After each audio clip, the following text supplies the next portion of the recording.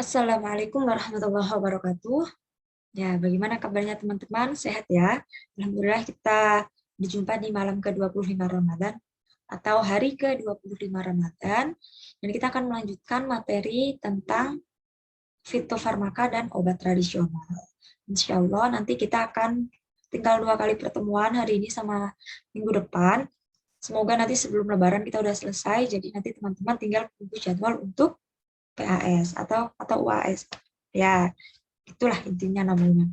Sebelumnya, materi kita hari ini adalah tentang fitoterapi pada sistem saraf pusat. Sebelum kita melanjutkan tentang materi ini, mari kita buka dengan bacaan basmalah bersama-sama. Bismillahirrahmanirrahim. Ya, kita sudah mengenal yang namanya fitoterapi, yaitu terapi menggunakan tanaman. Kalau biasanya menggunakan bahan sintetik, maka sekarang kita akan pelajari tentang tanaman. Bisa nggak sih tanaman itu digunakan untuk pengobatan, terutama di sistem saraf pusat? Nah, penelitian yang mengemukakan beberapa bisa. Bahkan ada obat yang memang zat aktifnya untuk menekan kesakitan di sistem saraf pusat. Itu secara garis besar fitoterapi ya, dan kemarin kita membahas sedikit reviewnya yang kenapa kok bisa dan sebagainya, kita sudah bahas dari awal. Saya akan membagikan PowerPoint-nya. Ya, bentar. Ya, tanaman obat sistem saraf pusat. Nah, nanti aksi obat pada sistem saraf pusat itu yang pertama digunakan untuk hipnotik sedatif. Nah, tetapi lagi-lagi penggunaan tanaman obat sebagai obat, produk tanaman yang digunakan ini tidak sepotensial obat sintetik. Jadi hasilnya tidak langsung, tetapi mereka pun juga karena mereka, maksudnya si sintetik ini juga memiliki beberapa kelebihan dan kekurangan juga. Meski demikian, obat dengan hipnotik sedatif yang secara sintetik ini umumnya membutuhkan waktu yang sangat singkat untuk langsung masuk ke sistem saraf pusat. Tetapi obat dengan herbal atau tanaman obat ini memang jangka waktunya lebih lama dibandingkan obat dengan sintetik. Kenapa? Karena memang obat sintetik itu hanya diambil satu zat aktifnya saja. Sedangkan ketika obat tersebut adalah obat herbal, maka isinya pun masih global. Itu salah satunya alasannya. Yang pertama adalah humulus lupulus, atau ini bentukan bunganya, dan kita akan mempretel satu-satu. Dia biasa dikenal dengan namanya hops dan humulus lupulus. Dan yang nanti digunakan adalah floss. Floss itu berarti bagian dari bunganya. Nah, berarti yang diambil, ini tanamannya, yang diambil untuk pengobatannya adalah floss, bunganya. Ini struktur kimianya, yaitu 2-metil, ini 2-metil, 3-buten, nah ini di angka ketiga, butena, dan 2 alkohol. Nah, nama familinya adalah Sanaceae, spesiesnya adalah Humulus lupulus L, dan nama umumnya biasanya dikenalnya, orang-orang tidak mengenal dengan nama Humulus lupulus, tetapi disingkat dengan nama hops. Biasanya dia ditemukan di negara-negara Eropa, seperti di Inggris, Perancis, maupun Jerman. Mungkin teman-teman di Indonesia kok nggak pernah ada ya, nggak pernah ketemu. Ya karena di Indonesia awalnya tidak ada. Mungkin saat ini sudah berkembang ya tentang penanaman obat tersebut, tetapi sebelumnya memang tidak ada di Indonesia. Karena asalnya adalah dari negara-negara Eropa. Nah, yang digunakan untuk farmasetikalnya adalah nih, female flower heads atau biasa disebut dengan strobilus. Dan dia itu berarti bunganya, bunga ceweknya. Kalau ada tumbuhan itu yang memiliki memang 2 bunga, ada yang namanya ada bunga betina, ada bunga jantan. Cara membedakannya gimana? Ketika dulu saya praktikum, itu kalau dia jantan, berarti dia itu kayak seperti ada bijinya. Tapi karena hops ini tidak ada di Indonesia, sepertinya saya kurang tidak menemukannya. Ya, dadah. Salam. Selanjutnya yang digunakan ini, mana tadi? Flower heads-nya ya. Jadi ujung dari bunganya, dan karakteristik yang sangat terkenal adalah dari baunya. Hops itu terasa baunya. Ketika ditanya baunya seperti apa, jujur saya belum pernah, cuman dia bisa dibedakan dengan tumbuhan lain karena baunya yang sangat menyengat. Isi atau zat aktif dari si hops ini itu dia rasanya itu pahit. Nah, pahit ini ditemukan karena zat aktifnya mengandung oleoresin. Oleoresin isinya mengandung adalah A. asam gumulon dan B. asam lupulon yang didegradasi bentuknya sehingga terbentuk seperti figur yang ada tadi, 2-metil 3-buten 2-ol. Atau biasanya namanya dimetil tributendiol 2-di-3-tri gitu. Kenapa? Karena kenapa dia rasanya pahit? Karena memang di dalamnya ada oleoresin. Ada oleoresin. Itu yang menyebabkan rasanya pahit. Dan selain itu, zat aktif lain atau zat kimia yang di dalamnya itu mengandungnya flavonoid, kalkon, tanin, dan asam volatil. Nah, itu nice to know lah buat teman-teman. Biar tahu. Nah, ini yang tadi ya, 2-metil 3-butendiol. 2-metil, kalau teman-teman masih ingat, yaitu CH. Kenapa? Karena dia 2. 3-buten, kenapa? Karena dia di urutan 1, 2, 3. Nah, di sini ada 2. Ketika 2 namanya N. Nah, ada, kenapa nih 2? Nah, ini karena OH-nya ada di angka 2. Untuk penggunaan terapeutik, biasanya dia digunakan untuk yang mengalami gangguan tidur dan mengalami gangguan istirahat. Jadi dia kurang istirahat, kurang tidur, maka dia menggunakan hops ini sebagai terapinya, yaitu efek sedatif dan hipnotik ini apakah sudah ditemukan apa benar apa tidak, itu dia berasal dari didokumentasikan secara in vivo. In vivo, kalau kemarin kita mengingat cara obat tersebut dari jamu ke OTS, OHT sampai ke fitofarmaka, ketika dia sudah in vivo berarti dari jamu ke OHT. Pertama adalah in vitro yang masih di bagian bakteri. Sekarang in vivo, kalau in vivo berarti sudah masuk ke hewan, yaitu menggunakan mais atau tikus. Nah, ekstrak dari hops ini yang rasanya tersebut pahit, itu didegradasi produknya menjadi 2-metil 3-buten 2-ol. Nah, dari produk inilah yang dia menghasilkan efek yang tadi sleep disturbance dan restlessness. Jadi yang digunakan untuk mengatur tidur dan yang kurang istirahat. Nah, dia juga bisa digunakan sebagai obat sedatif untuk penenang juga.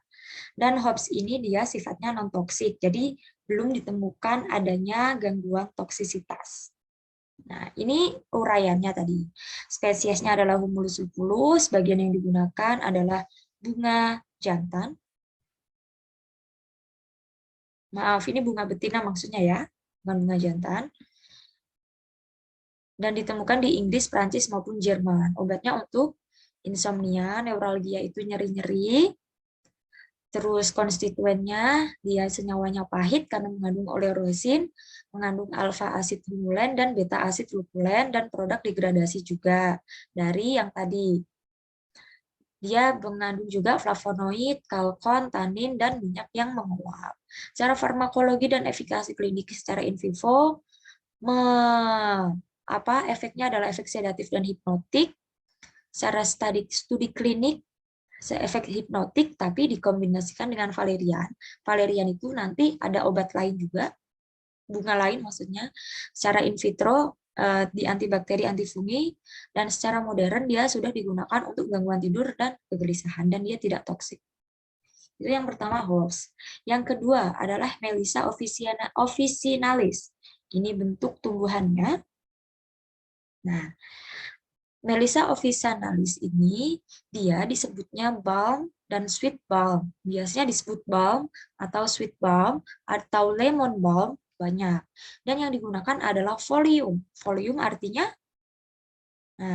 godong, ya, daunnya. Kalau tadi yang digunakan adalah strobilus atau bunganya, sekarang kalau lemon balm yang digunakan adalah daunnya. Nah, simplicianya yang digunakan adalah dari daun kering tersebut. Nah, ini yang digunakan sebagai efek farmakologi. Pengisiannya atau isinya, konstituennya. Dia mengandung senyawa menguap, nah, yang umumnya seperti monoterpen. Monoterpen bagiannya ada aldehid, isinya seperti citronellal, geranial, dan neral, serta sesquiterpen, yaitu beta-karyopilen. Selain itu, tadi selain senyawa utamanya tadi kan senyawa volatile oil ya, senyawa minyak menguap, umumnya adalah monoterpen, bagiannya adalah aldehid dan sesquiterpen. Selain itu juga mengandung flavonoid. Isinya adalah quercetin, apigenin, kaempferol, dan polifenol. Juga ini ada di beberapa daunnya. Melissa ini dulu secara farmakologi di Europe itu obatnya ketika tidak boleh mengandung 4% dari total hidrosinamik derivatnya. Nah, nanti kita jelaskan di belakang. Jadi ini adalah Europe Pharmacology. Nah, secara terapeutik dia digunakan untuk sama sebagai sedatif dan atau antispasmodik, anti gelisah. Dan dia ditemukan secara penggunaan atau secara in vivo, itu dia sedatif dan antispasmodik. Selain itu dia digunakan juga untuk pasien dengan gejala nervous atau sleeping disorders, jadi gangguan pada tidur. Serta ada beberapa yang menemukan fungsi lain, yaitu dia bisa digunakan untuk kelainan pada sistem sistem pencernaan.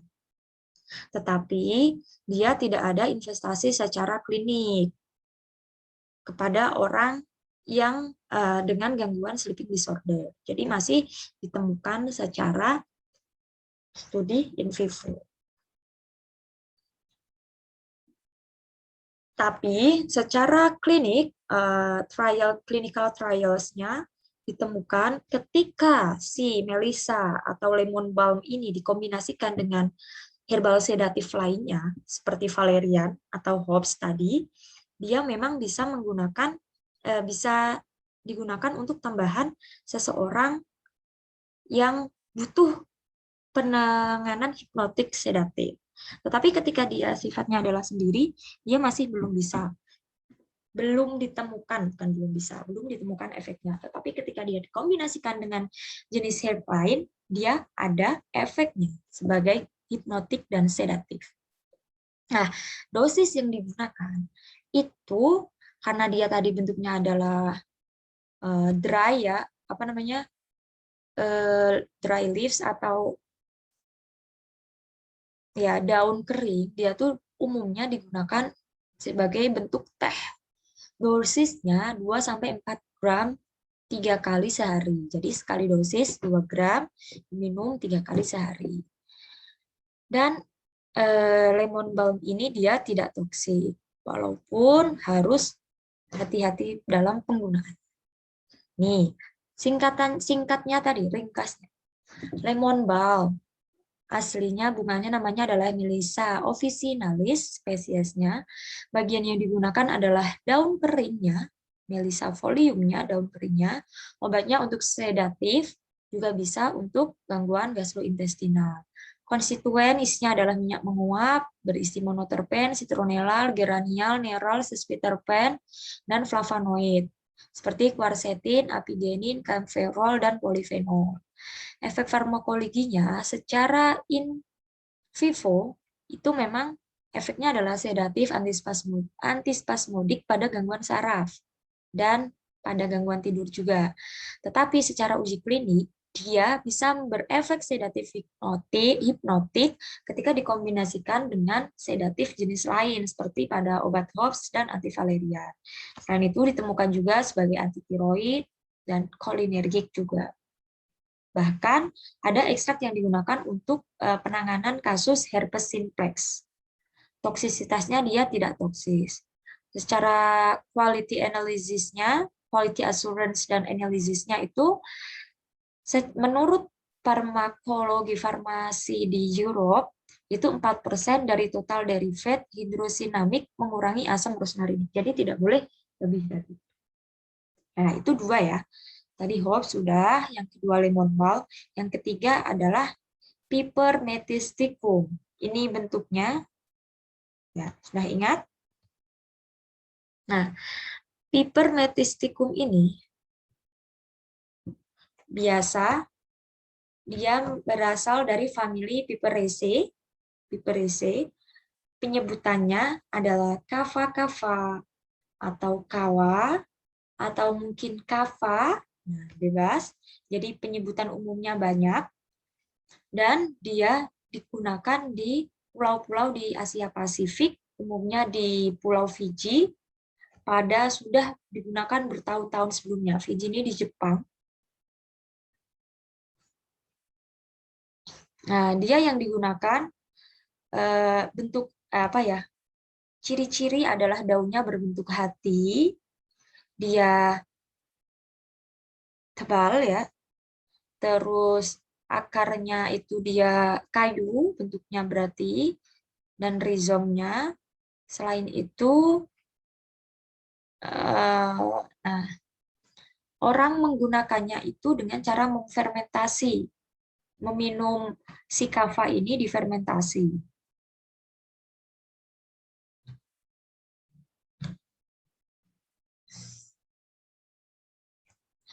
Isi dari komponen utamanya adalah kavalakton atau biasa disebut kavapirons, yang isinya di dalamnya ada kafein, dihidrokafein, metistikin, yangoin, dan desmetoximoin. Yangonin. Maaf. Berarti yang berefek nanti adalah kavalaktonnya. Therapeutic use atau penggunaannya itu digunakan untuk mengurangi anxiety atau kecemasan.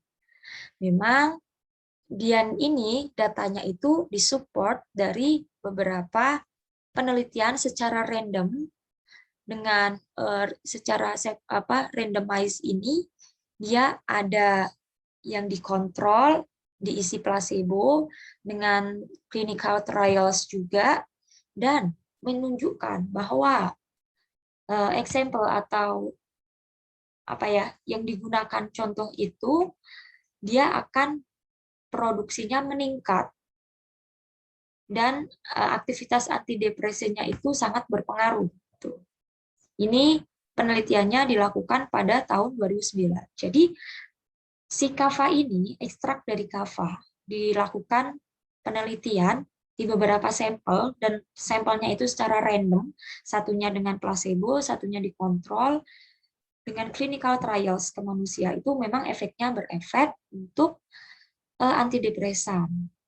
Nah, berdasarkan ini semuanya dari penelitian ini ansietas itu menurun setelah 4-12 minggu dengan treatment yang tadi menggunakan kava ekstrak dengan dosis ekuivalen setara dengan 60 sampai 240 mg dari kafalaktonsnya setiap hari. Jadi penelitiannya dilakukan secara random kepada sampelnya yang diisi placebo dan dikontrol dengan waktu 4 sampai 12 minggu waktunya, dan setiap hari itu dikasih 60 sampai 240 mg dari zat aktif atau ekstrak dari kava dan hasilnya turun.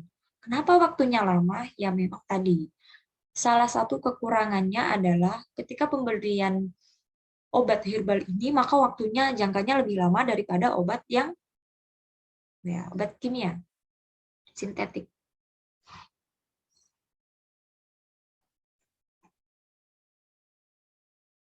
Nah, ini juga kava ekstrak ini. Nah, apakah dia bisa ditoleransi di tubuh manusia?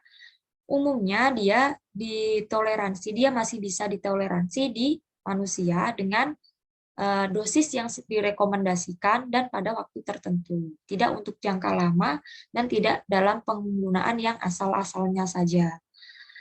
Meskipun ada juga yang merasa ada ditemukan yaitu liver injury. Ada apa ya? Kesakitan di hatinya.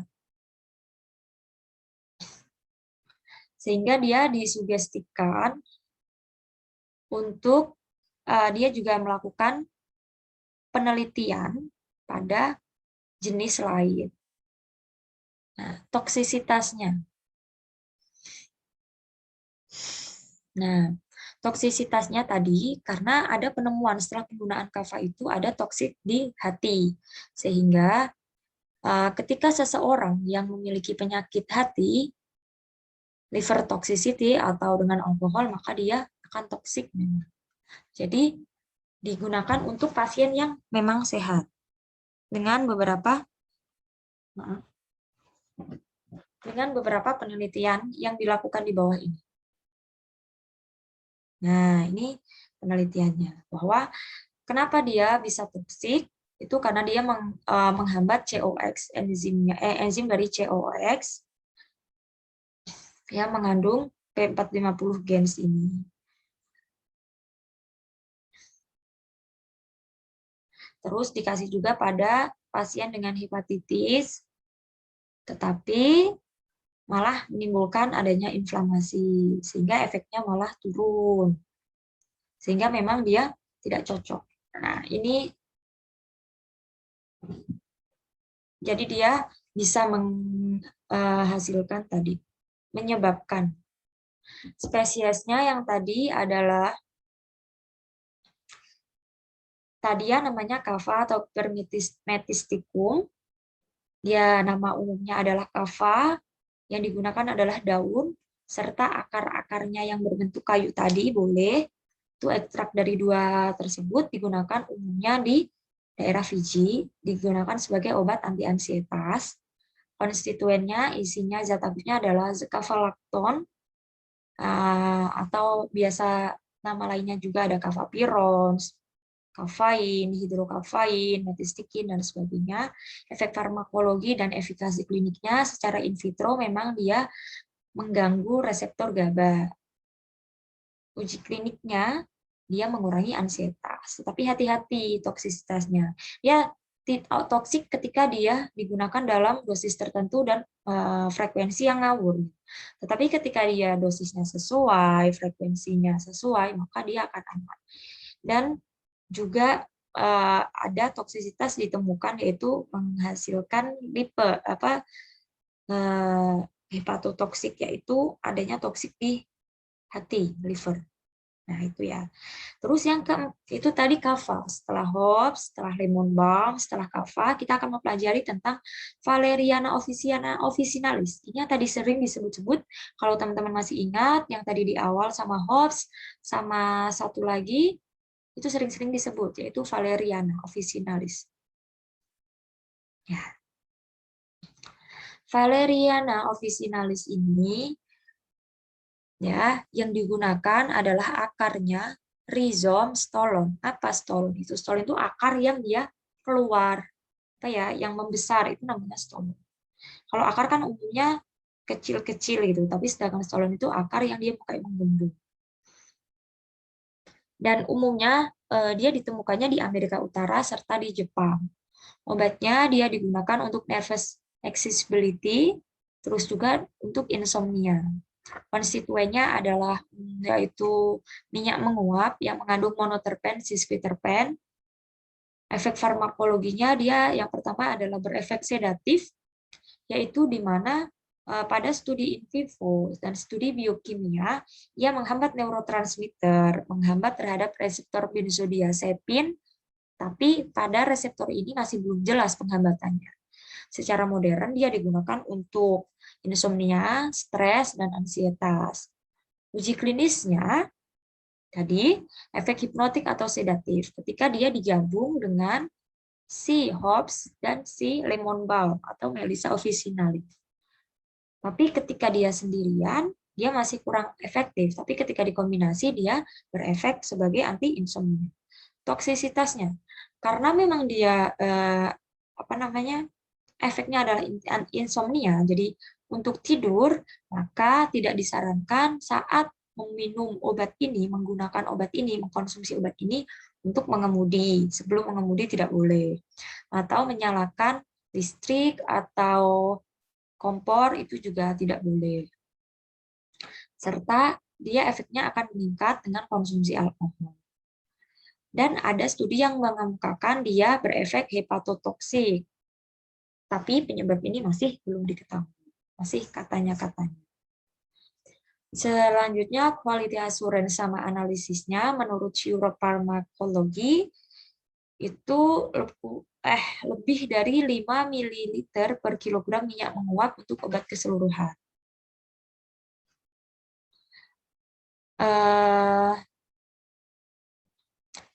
Juga pada 3 ml per kilogram untuk obat yang telah dikurangi, serta lebih dari 0,17% asam sesquiterpen. Ya. Itu yang keempat. Yang kelima adalah passiflora incarnate. Passiflora. Ini adalah bentuknya.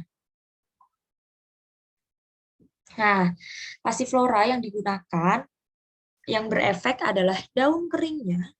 Daun keringnya passiflora bisa, bunganya, dan buahnya. Buahnya juga bisa, dan bunganya juga bisa. Dia ditemukannya di Amerika Selatan.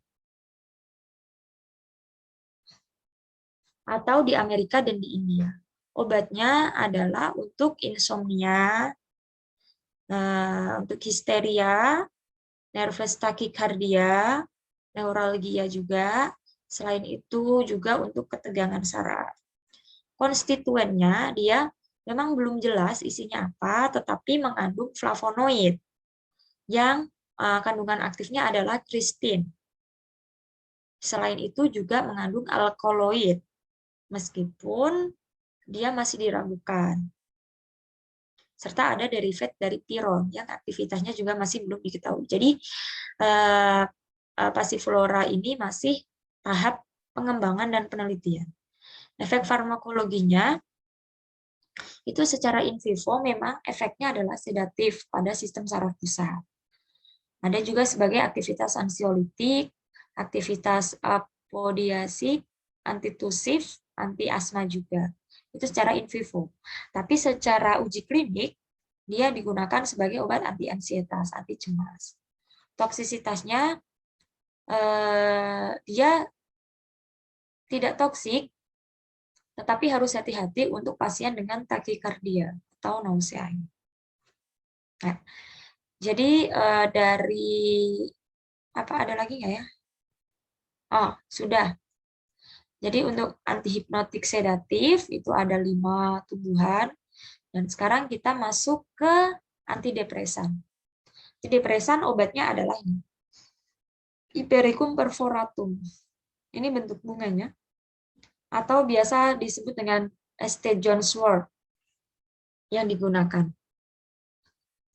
Ini herbal ini adalah tumbuhan yang memang menjadi ciri khas di Eropa dan di Asia. Penyebutannya itu namanya St. John wort dan dia itu tumbuhnya pada bulan akhir Juni, yaitu pada tanggal 24 Juni. Yang digunakan adalah apa yang digunakan zat aktifnya simplicianya yang mana yang digunakan sebagai obat antidepresan, yaitu yang digunakan adalah folium, itu bunganya. Juga bisa nih, dried herb-nya, herb pokoknya dari tumbuhannya yang kering. Bisa dengan flowering tops, yaitu bunga yang bagian atas, yang termasuk dia daunnya juga apa ya, kuncup, yang masih kuncup, bahkan bunganya. Dan ini digunakan sebagai farmasetiknya yang digunakan adalah bagian-bagian tersebut. Konstituennya atau zat aktifnya yaitu adalah naptodiantron. Naptodiantron. Naptodiantron ini di dalamnya ada hiperisin, ada pseudoperisin, ada prenilat, dan sebagainya. Selain itu, nama tadi naptodiantron, nama yang terkenal secara biologis, dia juga mengandung flavonoid. Sedangkan dari daun dan bunganya, dia mengandung minyak esensial, yaitu beta-karyopilen, karyopilen oksidspatulenol, tetradekanol, viridiflorol, alfa dan beta pinin, serta alfa dan beta selinin. Jadi banyak zat aktif atau konstituen isi-isinya di dalam obat ST tadi, ST John Wort. Nah, ini yang tadi, yang dia terkenal adalah tadi hiperforin. Nah, untuk strukturnya seperti ini. Ini hiperforin. Yang selanjutnya adalah hiperisin.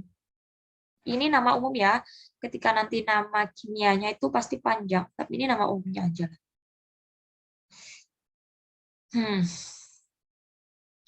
Nah, terapeutik. Secara umum, ST John Wort ini digunakan untuk antidepresan. Tetapi bagaimana persisnya mekanisme atau aksi dari ini masih belum jelas. Dia ditemukan secara farmakologi dan biokimia itu, ST John Wort ini dia menginhibisi, menghambat sinap uptake dan neurotransmitter. Jadi neurotransmitter uptake yang naik itu dihambat di situ. Di serotonin, dopamin, dan non-adrenalin, serta GABA. Jadi dia menghambat reuptake neurotransmitter dari serotonin, dopamin, noradrenalin, dan GABA. Tetapi dia masih belum jelas. Itu baru secara sepertinya seperti itu, biokimia dan farmakologinya. Dan selain tadi sudah ditemukan secara biokimia dan farmakologinya, dia juga studi ini telah dilakukan uji klinis pada volunteer laki-laki, ya, volunteer laki-laki yang diindikasikan tadi dengan ekstrak ST John Wort ini, dan dia memiliki efek dopaminergik dan efek dari kortisol. Jadi memang dia selain tadi secara uji kimia, tadi dia juga sudah menggunakan uji secara klinik. Tetapi secara in vitro, dia memang menghambat monoamin oksid. Tetapi ada studi lain yang gagal melakukan ini. Jadi kan sudah ada yang melakukan studi, dilakukan studi ulang, dan sebagainya. Dan ketika digunakan dengan model hewan secara in vivo, dia ternyata memang berefek untuk antidepresi. Dan juga gunakan juga uji klinik dengan randomized.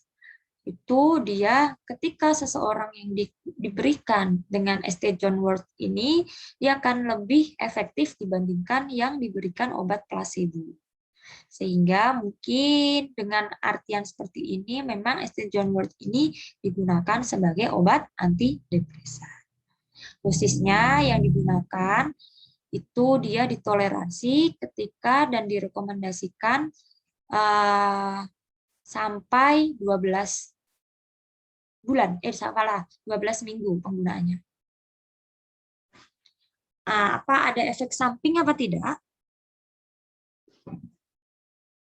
Ada efek sampingnya, walaupun dia efek sampingnya yang masih mild, masih tengah-tengah, yaitu seperti adanya gangguan di perut, terus adanya pusing, terus capek, lelah, sampai fotosensitif. Tapi efek samping ini pasti tidak dirasakan ke semua orang. Jadi kan ada seseorang A merasakan, orang B belum tentu merasakan. Karena itulah kehebatan Tuhan menciptakan manusia, makhluknya itu berbeda-beda. Jadi yang dirasakan A belum tentu dirasakan. Nah, interaksinya, tetapi obat ini harus hati-hati digunakan karena dia berinteraksi dengan obat-obat lain, yaitu seperti dia berinteraksi dengan digoxin, yaitu obat jantung. Jadi dalam menggunakan obat antidepresan dan obat jantung digoxin, maka tidak disarankan. Terus dengan kontrasepsi oral, obat nafas teofilin, terus obat untuk ini mana tadi? SSRI, ini obat juga apa namanya? Jantung, warfarin. Ini obat anti apa? Warfarin itu untuk mencairkan darah. Nah, itu juga tidak disarankan. Maka dari itu, tidak hanya ST John Worth, tapi semua obat yang ketika kita melakukan mengkonsumsi obat tersebut, obat herbal, itu jangan digabung dengan obat konstituen. Tidak boleh digabungkan dengan obat kimia, karena zat aktifnya takutnya nanti berinteraksi dengan obat kimia. Walaupun zat aktifnya sedikit, tetapi kita tidak tahu karena belum ada penelitian. Seperti juga minum obat boleh nggak sih menggunakan teh? Tidak boleh. Karena teh itu ada zat aktif tanin, ada zat aktif kafein yang dia bisa berikatan dengan salah satu zat aktif yang ada di obat tersebut dan nanti bahkan tidak berefek jadi obat. Dan juga ST John Worth ini tidak direkomendasikan selama hamil dan laktasi. Oke. Urayanya tadi, nama spesiesnya adalah ST John Worth atau Hypericum perforatum. Bagian yang digunakan dari bunga, daun, tunas, kuncup bunga. Penempatannya banyak ditemukan di Eropa dan Asia. Obatnya digunakan untuk gangguan saraf. Zat aktifnya adalah hiperisin dan hiperforin sebagai antidepresan juga mengandung flavonoid. Efek farmakologi dan efikasinya memang secara mekanisme antidepresan ini belum diketahui. Studi biokimia dan farmakologi menghambat uptake neurotransmitter, serotonin, dopamin, noradrenalin, dan GABA. Secara in vitro, dia menghambat oksidase monoamin atau MOA, namun studi selanjutnya dia gagal. Jadi baru sekali studi. Dan dia tidak cocok digunakan untuk depresi berat karena penggunanya tadi harus dosisnya kan 12 minggu ya. Nah, toksisitasnya itu dia digunakan aman jika sesuai dosis. Tapi juga ditemukan adanya gejala gastro seperti mual muntah, ada pusing, bingung, lelah, fotosintesis. Tapi dia jarang. Juga tidak boleh digunakan untuk ibu hamil dan ibu menyusui. Nah, ketika kita menggunakan lebih dari 0,08 total hiperisin ini, dia akan mengurangi zat aktifnya dan ketika lebih menggunakan ini akan mengurangi zat aktifnya. Dan analisis ini dilakukan dengan menggunakan HPLC. HPLC itu satu instrumen, apa ya singkatannya saya lupa. Ya, pokoknya satu instrumen gitu yang bisa mengetahui nanti apa ya jumlah zat di dalam satu tanaman. Nah, itu udah ya. Satu antidepresannya satu saja.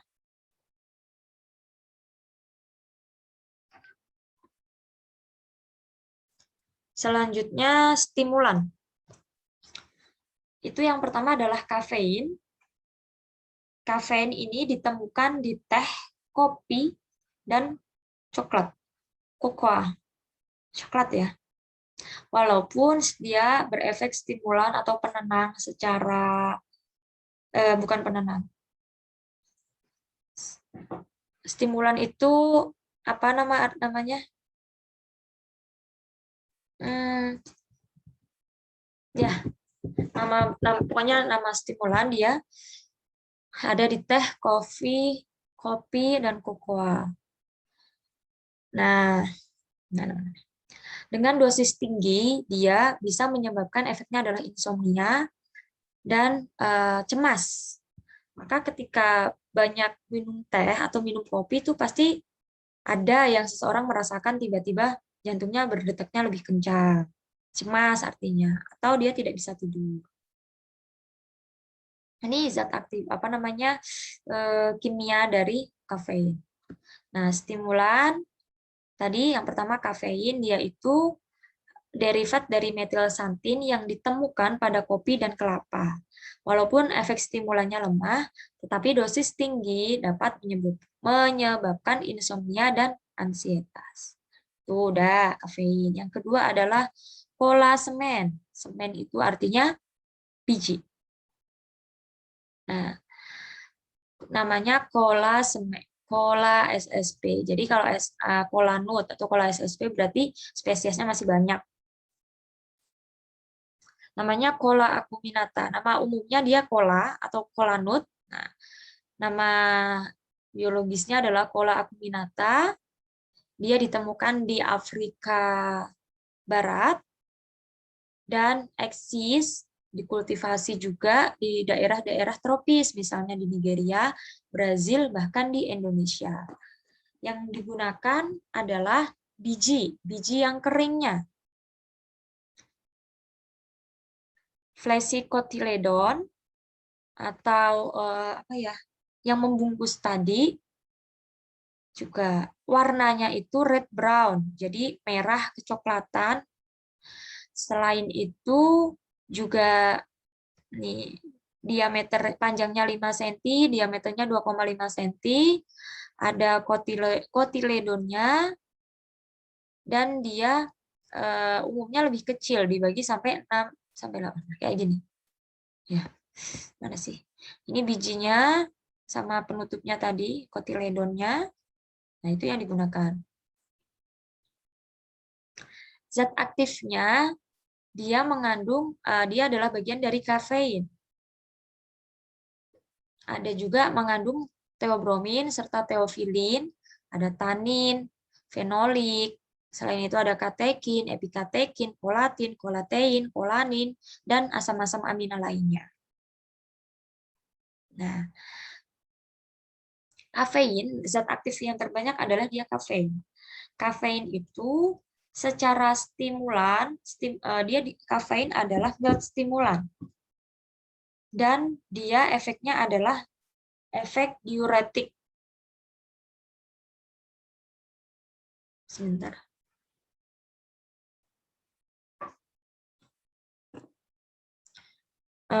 Selain itu, mana tadi ya?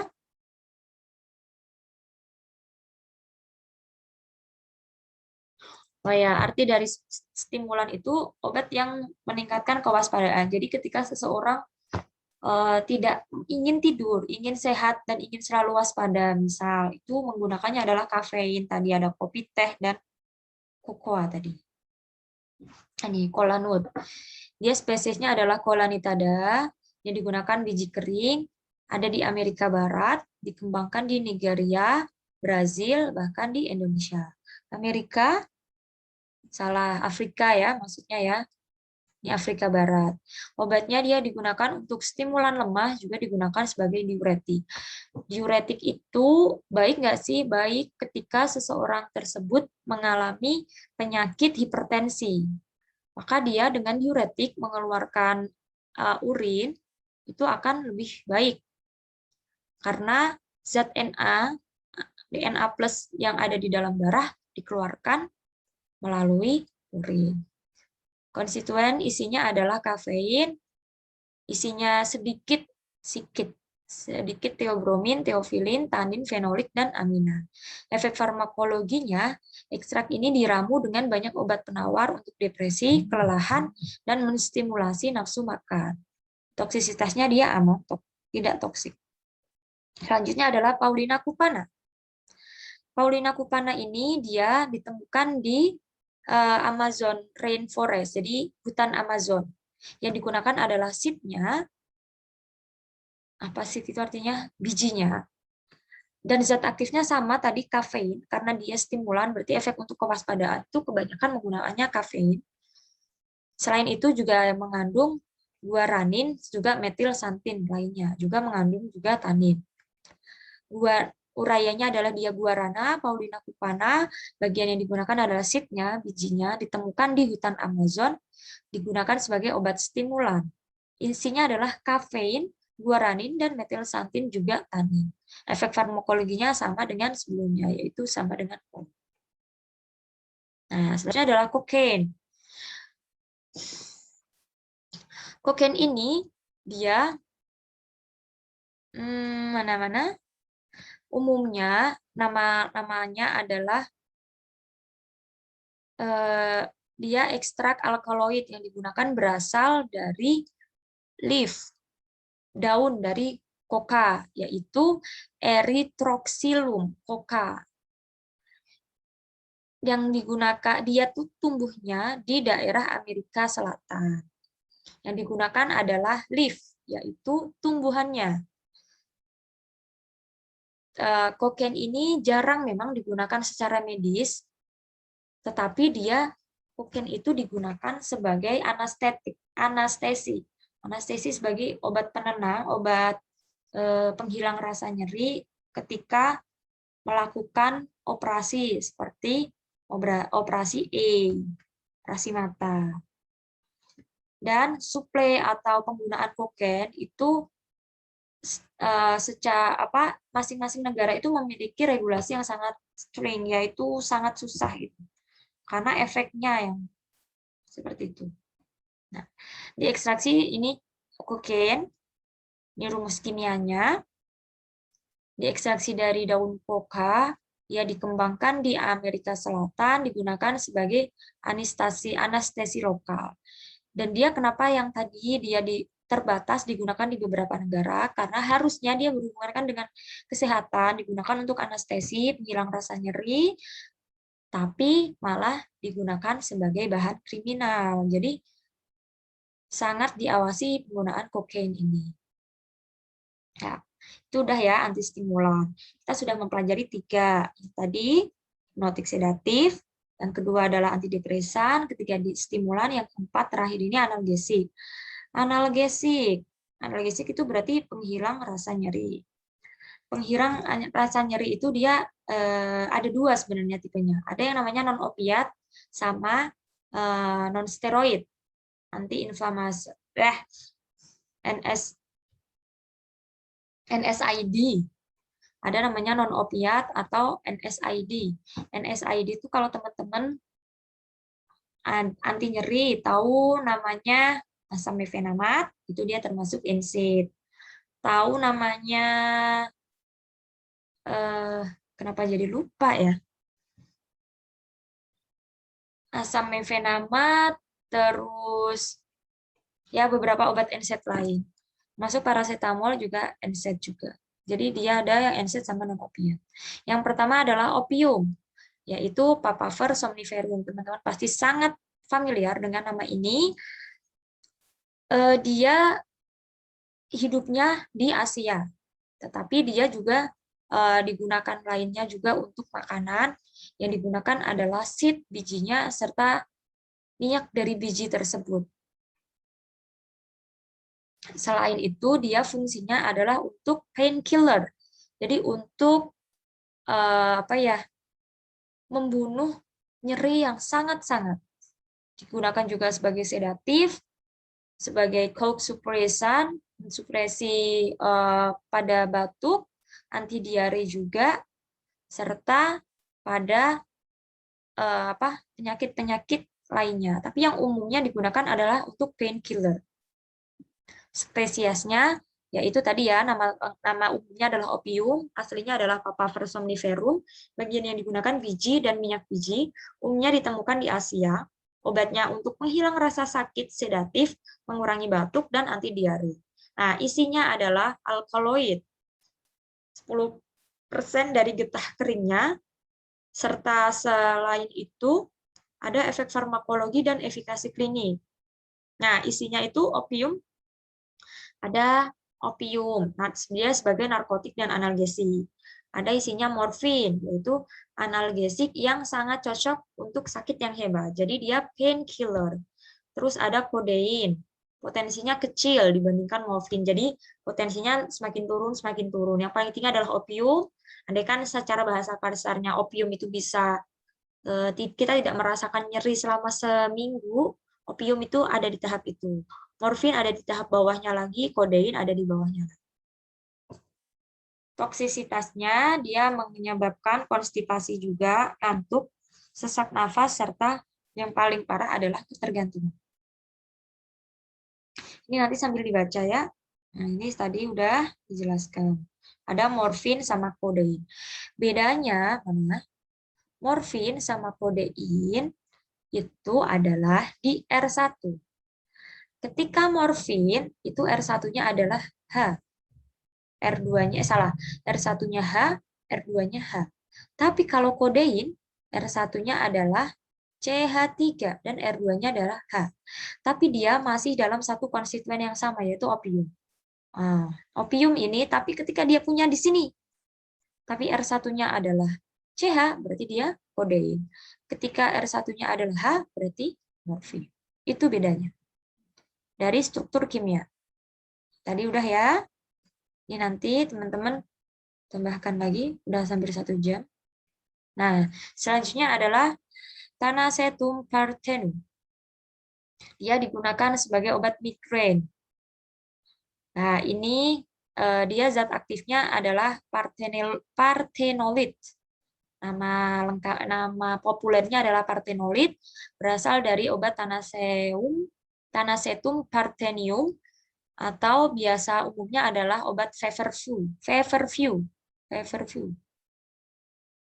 Nah, yang digunakan adalah daunnya, dia ditemukan di Eropa, digunakan sebagai anti rematik dan masalah nyeri menstruasi. Isinya adalah lakton sesquiterpen, pertanolit, yang tadi yang paling banyak di pertanolit. Selain itu ada minyak esensial, ada alpha-pinenedan, dan derivatnya, serta kampor atau minyaknya. Efek farmakologinya secara uji klinik memperlihatkan bahwa dia bisa digunakan untuk pengobatan migrain, menurunkan secara signifikan dari intensitas rasa sakit dan muntah, serta sensitif terhadap sinar. Nah, tadi zat aktifnya adalah partenolit, dia menghambat KF, NF, dan KB. Selanjutnya dari lakton sesquiterpen, dia kurang berefek. Selanjutnya, secara toksisitas. Dermatitis, dia efeknya adalah dermatitis, juga dermatitis itu berarti penyakit gatal-gatal di kulit, merah, membengkak itu, ulceration juga hampir sama, seron juga hampir sama. Selanjutnya adalah ergotamin. Oh, ini tadi ya masih ya. Yang tadi ya, chrysanthemum ya. Nah, isinya sesquiterpen, ini side effect-nya adalah tadi alergi yang menimbulkan tadi ada yang namanya dermatitis, ulceration juga karena emang efeknya yaitu menghasilkan energi. Nah, terus sama satu lagi yaitu obat untuk mengingat demensia. Demensia itu artinya pelupa apa? Pikun. Itu obatnya adalah ginkgo. Terkenalnya ginkgo yaitu berasal dari ginkgo biloba. Yang digunakan adalah folium. Folium artinya adalah daunnya. Dia ditemukan di Cina dan di Jepang, tetapi sudah bisa ditanam di mana-mana. Nah, ya.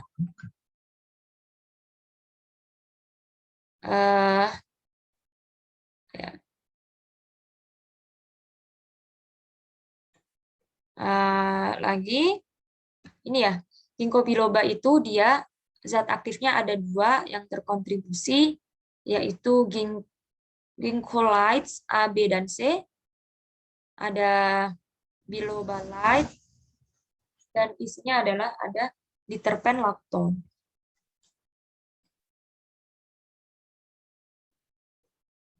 Nah,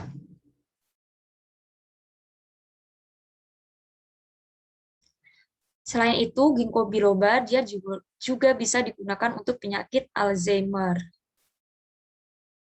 Dan prosesnya itu dia kenapa bisa digunakan sebagai obat anti pikun Alzheimer juga, karena prosesnya itu dia dengan mengimprove, menaikkan sirkulasi darah sampai ke otak. Kenapa? Karena sirkulasi darah itu dia membawa oksigen-oksigen yang dibutuhkan di otak. Sehingga ketika otak, kenapa sih pikun atau Alzheimer itu dialami oleh orang-orang tua, ya nyuwun sewu, karena apa ya, suplai oksigen itu sudah kurang, sehingga untuk melakukan pengingat dan sebagainya itu kurang karena di otak itu dia butuh oksigen. Dia juga bisa digunakan sebagai antiinflamasi dan antioksidan efeknya. Nah, dosis yang digunakan ginkgo itu umumnya 120 sampai 240 mg per hari. Tetapi ada nggak sih efek samping dari ginkgo biloba? Ada, yaitu tadi melakukan terjadinya dermatitis serta gastrointestinal disturbance. Jadi adanya gangguan pada sistem pencernaan juga gangguan pada dermatitisnya. Tetapi ini rarely, jarang sekali. Oke, jadi selesai materi kita tentang ini. Nanti setelah ini teman-teman kita akan melakukan kuis ya, nanti satu-satu akan saya tanya. Terima kasih, nanti bisa dilanjutkan pertanyaan melalui WA. Terima kasih, saya tutup sampai di sini. Kita bertemu lagi besok. Wassalamualaikum warahmatullahi wabarakatuh. Terima kasih.